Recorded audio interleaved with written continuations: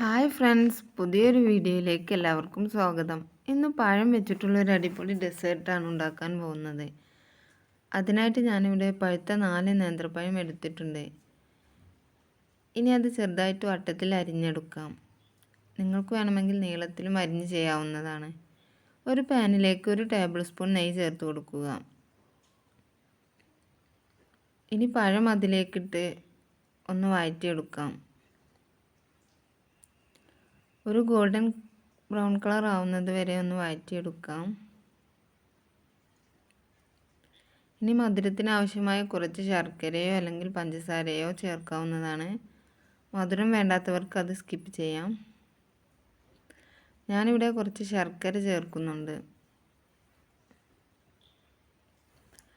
ശർക്കര ഒന്ന് ഉരുകി അതിലേക്ക് ചേരുമ്പോൾ നമുക്കതിലേക്ക് കുറച്ച് തേങ്ങ ചേർക്കാം.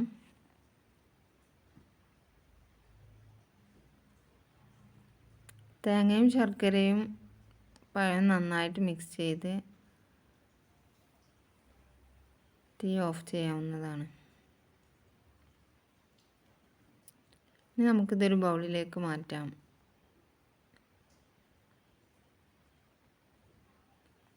ഇനി അതിന് മുകളിൽ കുറച്ച് ഐസ്ക്രീമും